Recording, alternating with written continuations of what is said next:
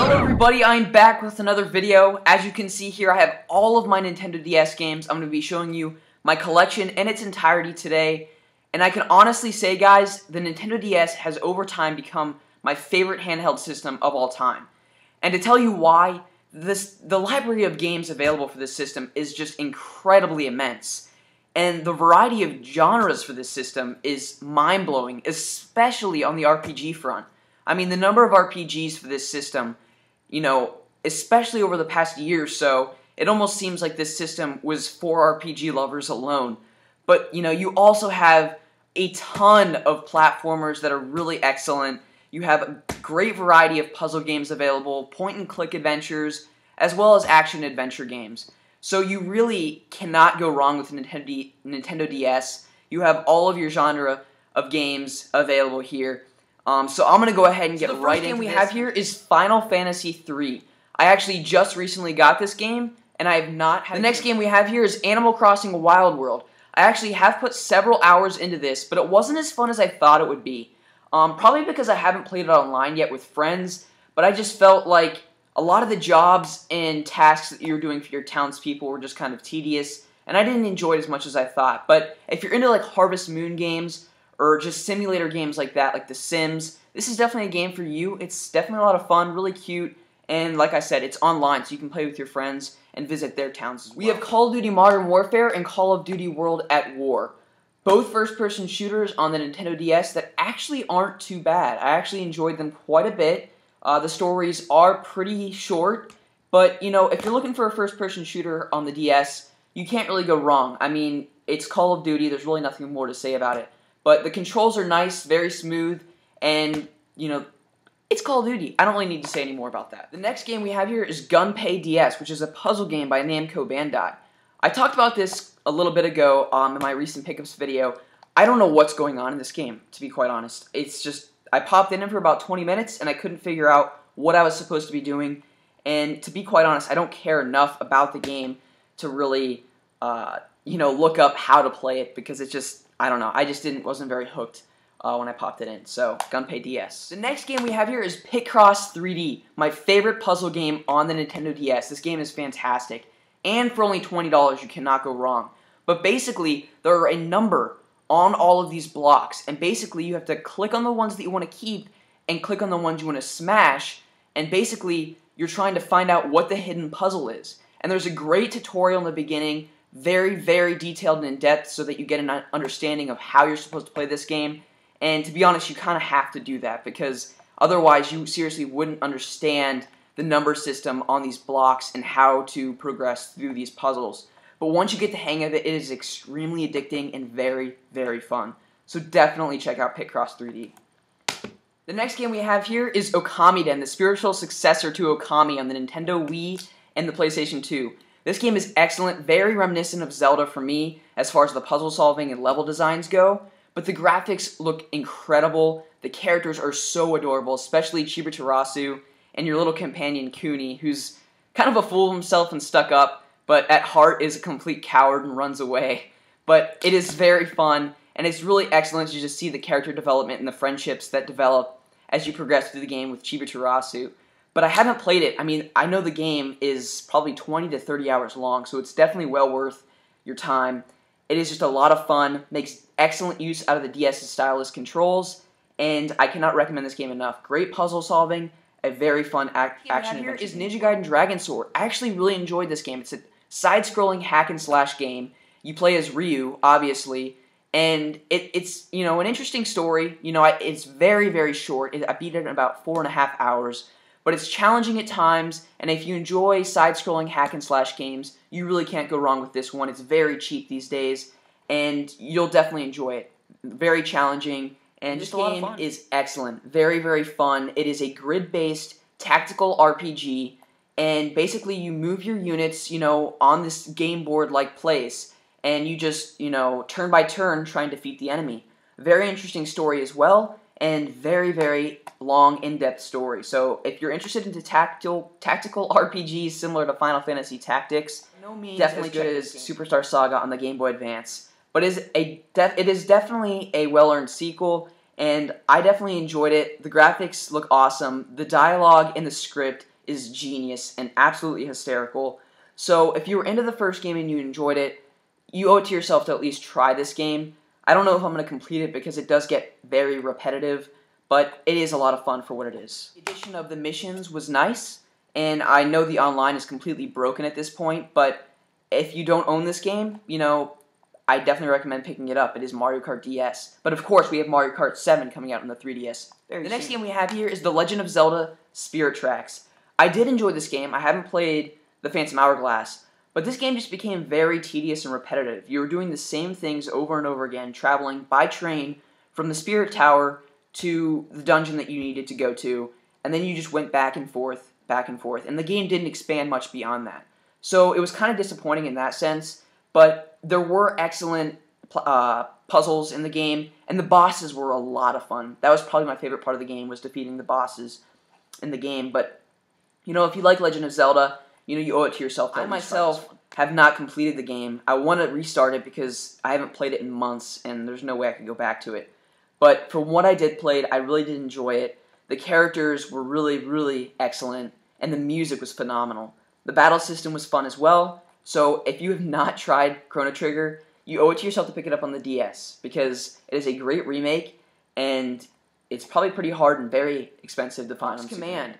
Very reminiscent of Star Fox on the Super Nintendo for me, which is definitely a good thing, but the graphics are much more polished, obviously, and it is just a lot of fun. You're on this basically map, and you actually have to guide your character with the stylus to your different missions on the playing field, and I really did enjoy it. It was a lot of fun, and if you guys are into Star Fox, definitely check this one out. It is very inexpensive these days, and of course you got Star Fox 64 3D coming out for the 3DS soon, so play this to hype you up for that. Is a very, very interesting game, and that is The World Ends With You.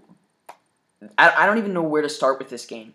You're basically these two characters who travel through this Japanese town, Shibuya, and it is just one of the wackiest games ever. I don't really understand what's going on in the story, but basically every day you have this mission that you have to complete, and basically you go around looking for these spirits, and when you interact with these battles, or with these characters, these spirits, and you fight in these battles, you have to control both characters on each screen, which is just really unique. It makes excellent use out of the DS's stylus controls. And the music in this game may have the best soundtrack on a DS game I've ever played. It is just this Japanese pop-style music, and it is just so catchy, and I honestly want to order the soundtrack. It is that good.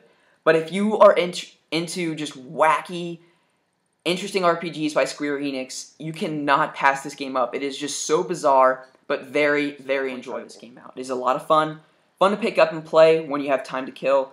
And you can't go wrong with this game. It's a lot of fun. All original Resident Evil games, the characters are very robotic, and it can be very frustrating at times. And the amount of ammunition you have is very limited, so you definitely have to be careful with that.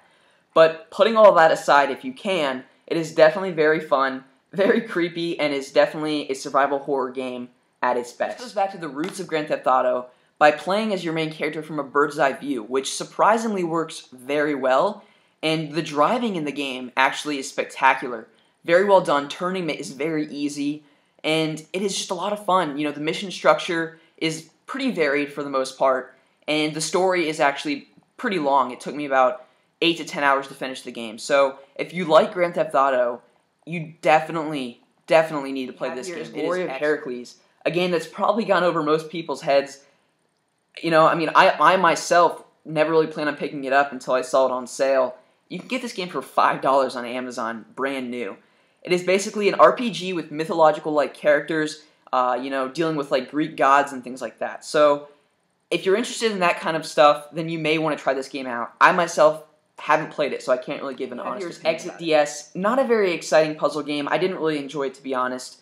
I only played it for about an hour. You're basically this guy who goes through each level trying to save these people from these buildings, whether it be from a fire or whether they're just stuck, and you have to guide them to the end of the level. Similar to Mario vs. Donkey Kong Mini Mayhem, or whatever that game is called, I'm not 100% sure. But, there's definitely a lot of replayability if you're, into this kind of a puzzle game. There's over 100 levels to play through, but, you know, it gets very repetitive and tedious, so I don't really recommend this game very much. But this game is fantastic. Basically, each chapter of the game, you play as a different character. And then at the end of the game, all the characters come together for one giant party of players. And it is just such an excellent RPG. Very, very traditional turn-based RPG at heart. Now, if you're into the Pokemon games, you seriously cannot get any simpler in concept and gameplay and battle mechanics than this game here. So if you're not into worrying about a bunch of, like your character class and worrying about upgrades and equipment and stuff like that, this game is for you because it is very simplistic and very traditional RPG, and basically laid the foundation for RPGs, that came after this one. So definitely check out Dragon Quest IV Chapters. Travel this world and collect these monsters. And actually, the second one is coming out very soon on the Nintendo DS. So maybe try out this one first, and then see if you like it and get the second one when it comes out, I believe, next month. Quest 9, Sentinels of the Starry Skies. This is an excellent RPG as well. You actually get to create your own character in this game, and you can actually go online and play with your friends. So this game has a lot more freedom for you to explore the levels, and just to do kind of whatever you want. A lot of side quests. Obviously, there is a set-in-stone story in the game that you can follow and play through, but, I mean, I've heard people play this game for over 100 hours. It has so much content and is definitely worth a look. Dragon Quest IX, Sentinels of the Starry Skies, exceeded my expectations, and I honestly like it much more than Dragon Quest IV. Very fun action-adventure games. You actually control the main character, Goku, with your stylus, similar to the Zelda games, and you basically just, slash the screen to attack your enemies. Very nice puzzle solving, as well as just a bunch of action-adventure and platforming in this game. So if you enjoy the Dragon Ball Z games, check this out. And even if you're not a fan and you're not familiar with the story, don't worry, because Dragon Ball Origins, the first one here, actually introduces you to the story and explains everything very well in detail. And actually did a review for Dragon Ball Origins 2, if you're interested in that, so check that out. But they're both very fun action-adventure games, and you do control the main character with your stylus, so it makes excellent use out of the DS. The next two games we have here are Castlevania Dawn of Sorrow and Castlevania Portrait of Ruin, both of which are two of my favorite games on the system, with Portrait of Ruin being my favorite of the two. Basically, these games are 2D, side-scrolling, platformer hack-and-slash games, and you go through these castles at your own pace, basically. Just exploring these castles. They're absolutely humongous, which offers a tremendous amount of freedom and replayability, and the bosses in the game are absolutely brutal. So it definitely takes a lot of grinding, a lot of backtracking, and, just very enjoyable games. If you like very traditional 2D side-scrolling games that you played on the Super Nintendo and the original Nintendo Entertainment System, these games both stay true to those games, especially like Castlevania 1, Simon's Curse. Very traditional games, but they are so much fun and definitely hold up well today. Ultimate Stars. Basically a Super Smash Bros. Clone. You get to create your own comic book panels on the bottom screen so that you can click on those and basically have these special attacks, attacking your enemies. It is in Japanese, but it is very user-friendly, and there are several guides online to help you through it. But if you are a fan of anime, you owe it to yourself to play this game. There are a tremendous amount of characters. Any anime and manga that you can think of, those characters are in this game. It is absolutely incredible, and you must import this game, because it will never come to the States. It is just a license nightmare, basically, because there are so many manga and anime in here. So definitely check out Jump Ultimate Stars if you're into Super Smash Bros. And you're into. The next game we have here is Ni no Kuni Shikoku no Midoshi. It is an RPG developed by Level 5 and Studio Ghibli. You guys have already heard me talk about the game. It is not very user-friendly. It is very text-heavy. So if you don't know Japanese like myself, you probably don't want to pick this game up. You may want to wait for a US release, which I think is pretty inevitable. I think we will see a US release at some point. The Legend of Cage 2 I actually haven't played, but based on the screenshots, it looks very similar to Ninja Gaiden. Just a side-scrolling, platforming, hack-and-slash game. So if you're into that, definitely check out Legend of Cage 2. I completed Kingdom 358 over 2 days, but it was very, very repetitive. After about 6 hours, the game didn't really expand much on gameplay mechanics, and and I just kind of found it to get just almost too repetitive to the point where I just didn't enjoy it anymore. But the cool thing about the game is once you complete it, you can go back and you can take any character you want from the game and replay missions, which is really pretty cool. And then we have Kingdom Hearts Recoded, which I actually have only put 5 hours into. Not because I didn't enjoy it. I actually liked it much more than 358 over 2 days. But I actually got stuck at Olympus Coliseum when you're trying to defeat Cerberus, the three-headed dog. And I cannot for the life of me defeat him, so I actually have to stop playing it. But I plan on going back and trying to beat him because the game is excellent, and I really am enjoying it. We have Pokemon Black here, Soul Silver, Diamond, and Platinum. Platinum, I actually was the first game I got for my Nintendo DS Lite when I bought it back, a few years ago. And I actually ended up putting over 100 hours into it. It was absolutely ridiculous. I think I've caught 420 Pokemon. And so yeah, that is one of my favorite games of all time. I just love it so much. And Diamond, I actually haven't played. I got it off of not Game TZ. A friend of mine here on YouTube actually gave this to me.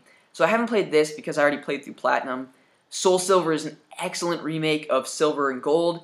So if you enjoy those classics on the Game Boy Color, definitely check out that. And Pokemon Black, I've already spoken about that in my games that I've been playing recently. Episode 2. But guys, Pokemon is Pokemon. The games haven't expanded much from Soul Silver, which was released back in the day, to Pokemon Black, which is the most recent.